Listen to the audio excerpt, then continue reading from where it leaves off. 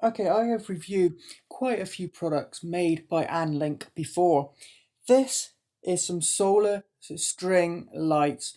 Very Christmassy, in fact, though they are quite good all-round ones because they can be used any time of the year, but they're also good for Christmas. And I'll show you them a bit closer up in a minute, and I'll explain about them and what they do, what they're capable of, and what uses there are for them. Then at the end, I'll tell you the price and if I recommend them or not. I'll also show you some test footage, both in here in a minute. I'll turn off the light and I'll turn them on in here just to show you basic what they look like, basically what they look like. Then I'll have them rigged up actually outside because these are for the outdoors. They are solar and for the outdoors primarily. You perhaps could use them inside, but they probably won't get a very good charge, depending upon how you position the actual charging panel, of course. But anyway, I'll show you them rigged up perhaps around a pear tree or around the front door or something like that, because at the time of filming this video it is actually early December, getting close to Christmas, so it's a perfect time to put up various LED lights. So I'll show you them rigged up as well. They are not icicle shaped, they are like round balls, but they have a kind of iced effect. If you look at them close up, they are kind of almost like ice looking. They are kind of iced over, almost kind of crystallized ice kind of effect. Now, bear in mind, these are warm white, so they're kind of almost a yellowy glow. They are not multicolored like you'd expect perhaps from Christmas lights. So that is one of the things that make these good all year round lights. I have reviewed some solar outdoor lights that are icicle shaped and were multicolored, so check out my YouTube channel for that if that's what you want. But these are good all year round ones, around, and they are warm white, so you can get away with them any time of year. Plus, they still work for Christmas, especially since it's got a frosted, almost icy look to them, and you see that closer up in a minute. They are 20 feet long and have 30 waterproof LED lights. The crystal balls, the actual lights, are around about 23 millimeters or 0.90 inches, so about an inch long, an inch wide. They actually have two buttons on the back of the solar panel, and I'll show you that closer up. But basically, one is on and off, so you can turn them on and off, and the other is flashing, so you can switch between a solid light, so they're just constantly on as a bright light, or you can have them flickering. They have a light sensitivity detector, and what that means is it doesn't waste the battery by having them left on by mistake. You don't accidentally leave them on all day long when nobody can really see them and you don't get the benefit of them, but it's running down the battery. It will only come on. You can leave them turned on, so you don't have to keep turning them on and off. You can leave them turned on, and then when the light sensor detects that it is getting dark, it will turn them on. Then when the light sensor detects that it is quite bright out or it's daylight, they will go off to save battery, which is really, really handy. There's no remembering to turn them on when it gets dark, then turn them off during the day. You just leave them on, and then when it's dark, they'll come on. When it's bright, they'll turn off to save battery. It's really, really useful feature. And the solar panel itself is, like I've mentioned, waterproof, and they are graded waterproof IP65, which basically means they are perfectly waterproof and perfectly fine for out in the rain, but you can't submerge them. You couldn't like drop them in the bottom of a swimming pool, not that you would anyway. They're not submergible, but they are completely waterproof for out in the weather like you'd expect. To test the light sensor, there's an easy trick. You cover the solar panel completely with your hand, then it will think it's dark and they'll come on. Then you can take your hand off and then they will go off. So that's a way you can test the light detector. They say, and this isn't from testing loads or anything like that, but they say that the average solar string lights have a cable length of 1.5 meters. This gives you an extra little reach with being 2 meters, and I think that's a good length to have on solar string lights outside, is about 2 meters. They have a decent battery life, considering it's a small little solar panel box. They last after one full charge they will last for 8 to 12 hours, so about 12 hours on a full charge. And like I say, that will actually last pretty well because it won't be wasted during the day because it's light sensor.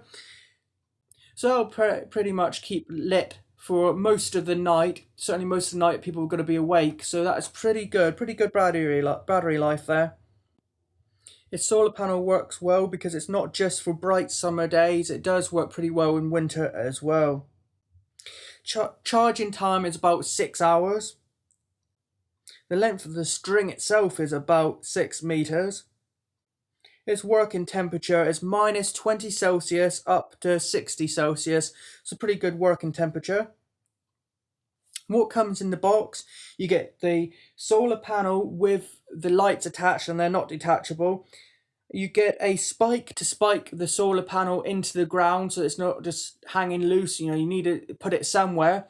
So there is a spike that you attach to it, and I'll show you that in a minute. And also a user manual. So I've got them bored up still to show you in here. I will show you them rigged up outside. As you can see, they aren't icicle shaped, they're ball shaped, but they have got that kind of icy crystal look to them. Here is the solar panel. You want to try to keep that in as much light as possible, so make sure it isn't covered by anything, like covered by leaves, or isn't covered by a building or whatever. Try to make sure that it stays exposed to the sky and the light. Then at the bottom you have 2 buttons. One is on and off, and one is flicker, or if you press it again it just goes to solid, always on light instead of flickering.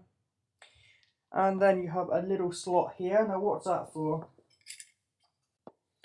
Well, that is for the spike that you spike into the earth. You slot it down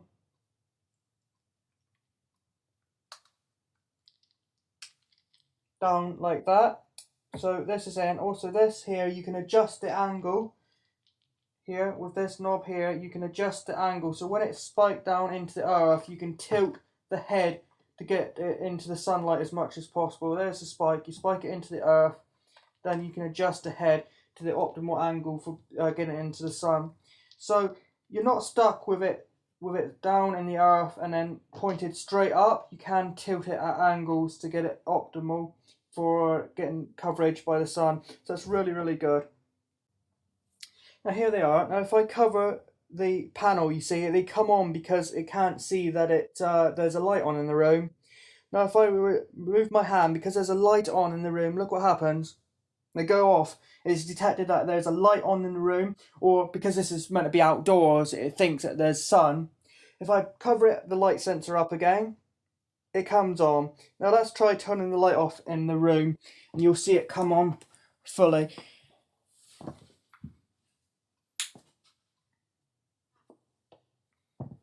There you go. As you see, I've turned the main wall light off, which is an LED light. Now it's on, and it's on solid. As you saw with the light on in the room, that was a good test of its light sensor because I put my hand over it. Its light sensor thought it was dark. The light came on. I moved my hand and it thought that it was daylight and there was sun outside, so it turned them back off automatically to save battery power. Such a useful feature. Let's turn them on to flashing. Okay, I'm not sure if this is really doing it justice or not because of the way the camera changes its light settings and focuses for darkness and things like that, like the ISO settings, etc. Because I'm manually focused, but the settings for the light, like the ISO settings, are on automatic. But hopefully you get the idea of the type of flashing. It's not slow pulsating, it is fast flicker, flicker, flicker. Personally, I would have liked a slow pulsate option for people that don't like this quick flashing, but that is the way it looks. And I'm guessing most people will primarily be using the steady solid mode, not the flashing mode anyway. Now I've turned the light on. As you see, it was there flickering and then it went off. Now let's cover it again. So that is what it looks like, basically with a bit more light when it's flashing. Okay, so what is the price? It's actually a reasonable price, especially when it's got a solar panel that charges reasonably well, holds a decent charge of up to about 12 hours, And it has a light sensor, which is a really smart idea. That is such a useful feature. I wouldn't like these things if it didn't have the light sensor, because that means you're going to have to turn it off and then turn it back on, and it's just be a nuisance. But it's so useful, that light sensor. And it's got 30 quite bright LED lights, a nice warm kind of yellowy colour, so it's not too kind of plain or drab if you want a bit of a decoration out in your garden, especially for any kind of a party or Christmas, things like that. It's a nice warm colour. It has an icicle effect look. It's just really, really nice for just under £10 in the UK. It's £9.49, about £10.50 in the UK. If it's available in the US, I'll put the US dollar price on the screen as well as a text overlay. So yeah, I do really, really recommend them. You'll either be about to see, or I might put it as a overlay on the screen already, the footage of them actually rigged up outside, how they're intended to be used. And I do recommend them. A link will be in the description. Please like, comment, and subscribe to my YouTube channel. And if you could do me a huge favour, if you're watching this as a review on the Amazon product page, please hit the yes button next to was this review helpful to you. That'll help me out a lot as well. Thanks for watching.